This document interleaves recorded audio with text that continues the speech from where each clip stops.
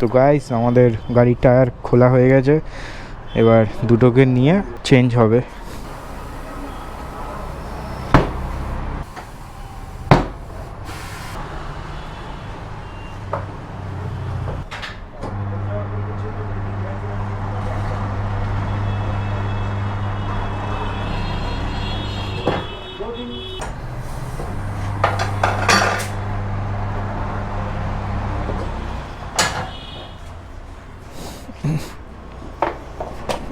ভাই কটা লিক দেখো, একটা দুটো তিনটে চারটে সারানো হয়েছে, এখনো প্রচুর লিক ছিল টায়ারটাই। হ্যাঁ রিংয়ের অবস্থা দেখো, ওই জন্য আমি একেবারে বললাম পালিশ করাতে। এ কি শুধু ভিতর থেকে পালিশ হবে না বাইরে থেকে?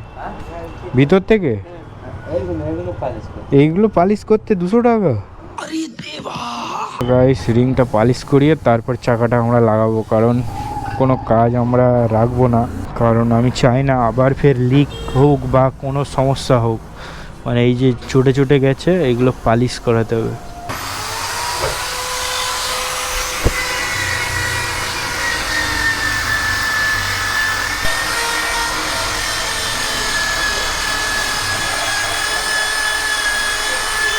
ভাই কতদিন ধরে কাজ করছিস? হ্যাঁ 1 বছর? 1 বছর ধরে কাজ করে এত সুন্দর কাজ? ভাইয়ের হাতের কাজ ভালো। দেখি ভাই, দেখো ভাল পালিশ হয়েছে। ঠিক আছে চলো লাগাও। এইটা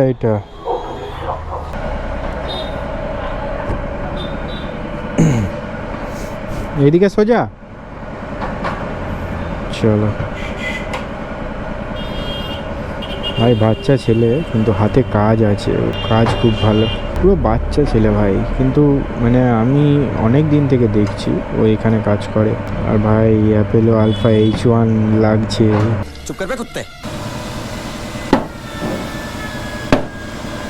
আমাদের চাকা এখন লিক আছে কি টেস্ট করা হচ্ছে।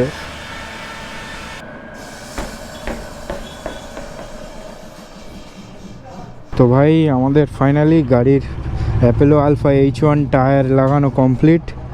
তো পিছন থেকে ভাই লুক এমন লাগছে, আর পিছনের জল গার্ডটা আমি খুলে দিয়েছি যাতে টায়ারটা একটু নতুন তো আরও লুকটা ইনক্রিজ হয়। লুক চেক করো ভাই, ইন্দোনেশিয়ান ভাইজার, তার উপরে অ্যাপেলো আলফা H1, ঠিক আছে। বম লাগছে ভাই, বম লাগছে, পিছনে তো সেই লাগছে।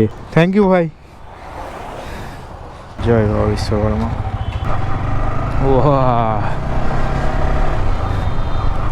ভাই গাড়ি আমার একটু উঁচু ফিল হচ্ছে। তো গাইস এইবার আমাকে তেল ভরাতে হবে, বিউটির খুব খিদে পেয়ে গেছে। বার্নআউট মারার পর একটা কাঁটা তেল আছে, তো একটা কাঁটা থাকলে তো হবে না, আমাদের একটু তেল মারতে হবে। আমার চাকা পাল্টাতে সব মোট আমার খরচা হলো, মানে চাকা আমি পাল্টাচ্ছিলাম, ও বলেছিল যে 120 টাকা, কারণ আমার পিছনে ডবল স্ট্যান্ড নেই, যে এসব গাড়ি ডবল স্ট্যান্ড থাকে না, প্যাডক স্ট্যান্ড দিয়ে তারপরে চাকা খুলতে হয়। 100 টাকা নিয়েছে চাকা চেঞ্জ করার জন্যে, আর ভাই 250 টাকা বলেছিল, 200 টাকা নিয়েছে পালিশ করার জন্য। পলিশ না করলে ভাই ওখান থেকে হাওয়া লিক হতে পারে, ওই জন্য আমি কাজ একেবারে করিয়েছি। তার সাথে ভ্যালভও পাল্টেছি আমরা। ভালভ আমাদের ভালো ছিল, কিন্তু যেহেতু সব কিছুই হচ্ছে যখন, ছোট্ট একটা জিনিস হবে না কেন, ভালভটাও আমরা চেঞ্জ করে নিয়েছি। তো মোটামুটি হিসেব মতো আমার 3500 টায়ার, আর এখানে 300 টাকা, 3800 টাকা মতো আমার গেল। পিছনের চাকায় আমার 3800 টাকা চলে গেল, 3800 টাকা। তাহলে কি হবে এবার? সামনের চাকাটা যেদিন হবে সেদিন খসবে। তো এই করে গাড়ির পিছনে সব ঢেলে দিচ্ছি, তোমাদের ভিডিওর পিছনেও সব ঢেলে দিচ্ছি, কিন্তু আয় হচ্ছে না, শুধু ব্যয় হয়ে যাচ্ছে। আয়ের আশা করি না আমরা, যদিও আচ্ছা আমার ভিডিও বানাতে ভালো লাগে তোমাদের জন্য, তাই আমি ভিডিও বানাই ভাই। আমরা এখান থেকে ফুয়েল আপ করিয়ে নিই, বেশি টাকার ভরাবো না ভাই, পিছন শুকিয়ে আঁটি বেরিয়ে গেছে। 210 মেরে দাও একেবারে, অনলাইন হবে তো?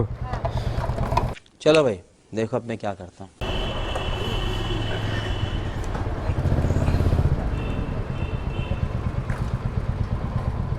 আচ্ছা নেট অন করে নি আমি ভাই, পেমেন্ট করছি। कैसे कैसे लोग रहते हैं यार यहाँ पर। 210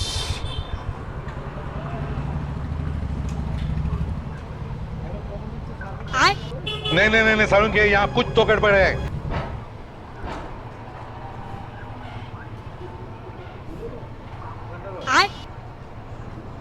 ভাই তেল ভরা হয়ে গেছে, পেমেন্ট হচ্ছে না। ये फंस गया सीएम।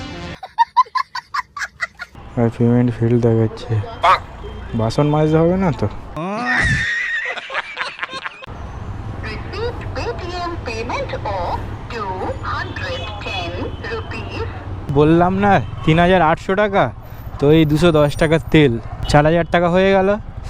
4000 টাকা ভাই একা দিনে গেল। মোটো ব্লগ করবে তোমরা? মোটো ব্লগ করতে গেলে পকেটে টাকা নিয়ে তারপরে বাড়াও। সবার ইচ্ছা থাকে মোটো ব্লগ করা, ভিডিও করা, কিন্তু ভাই মোটো ব্লগ এমনই একটা কন্টেন্ট, এটাই তোমার টাকা ভাই ঢেলে যেতে হবে, ঢেলে যেতে হবে। এই দেখো সিভিক পুলিশ,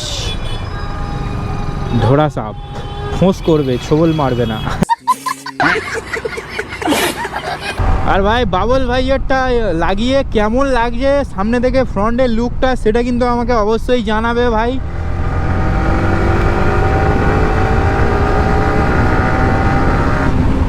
আমি ভাবছিলাম যে এক্সস্ট লাগাবো গাড়িতে, কিন্তু না ভাই লাগাবো না। কারণ দেখো এক্সস্ট প্রথমত লাগালে আমাকে পাড়ার ছেলেরা ছাপড়ি বলবে, ঠিক আছে, আর আমি ছাপড়ি মতো চালাই না বা কিছু করি না। ছাপড়ি মডিফিকেশান আমি করব না ভাই, ঠিক আছে। আমার আওয়াজ দরকার নেই, আমার গাড়ির পারফরমেন্স দরকার, আমার গাড়ির লুক দরকার, ঠিক আছে। যারা ভাবো যে এক্সস্ট লাগালে আরও লুক ইনক্রিজ হয়, হ্যাঁ ভাই হয়তো একটু ইনক্রিজ হয়, কিন্তু এক্সস্ট যে লাউড আওয়াজটা করে না, দেখো এটা তো আমাদের সুপার বাইক নয়, এটা স্পোর্টস বাইক। সুপার বাইকে এক্সস্ট লাগাও ঠিক আছে, এইসব গাড়িতে এক্সস্ট লাগানো ভাই আমার মতে বলে বেকার।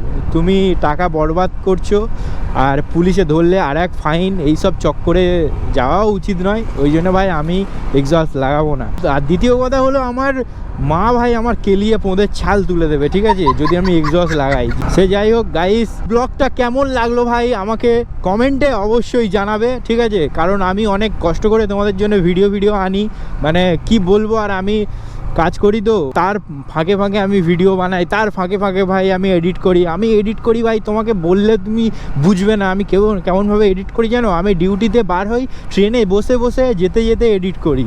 যতটুকুনি স্টেশন আসছে ওই সময়টার মধ্যে আমার এডিট করতে হয়, ঠিক আছে। अरे बस कर, रुलाएगा क्या?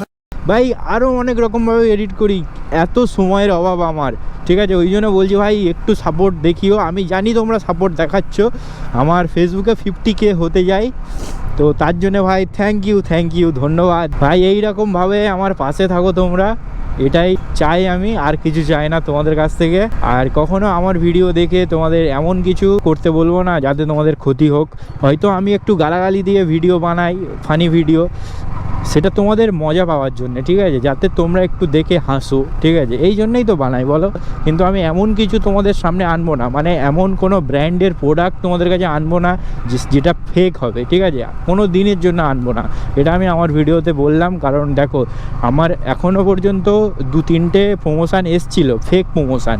আমি করলে আমি টাকা পেতাম, কিন্তু আমি করিনি, কারণ দেখো আমার যে কটা অডিয়েন্স আছে, কেউ ধরো ভাই সবার কষ্টের টাকা, কেউ ধরো আমার ভিডিও দেখে ভাই কিছু যদি কেনে বা কিছু যদি করে ফেলে ওই জিনিসটা থেকে, ঠিক আছে, তার টাকা যাবে, তার অনেক ক্ষতি হবে, ঠিক আছে। সেই জন্য ভাই আমি কোনোরকম ফেক প্রমোশান করিনি, যেটা আমার কাছে মনে হবে রিয়েল প্রমোশান সেটাই করব, ঠিক আছে। তো আর কি বেশি বকবো না। যদি আমার কথাও একটু ভালো লেগে থাকে বা ভিডিওটা ভালো লেগে থাকে, তাহলে লাইক, কমেন্ট, শেয়ার, এই 3টে জিনিস না করে ভাই যাবে না। আর চ্যানেলে নতুন হয়ে থাকলে ফলো, সাবস্ক্রাইব করে দিও। তো ভালো থেকো, সুস্থ থেকো, টেল দেন, বাই।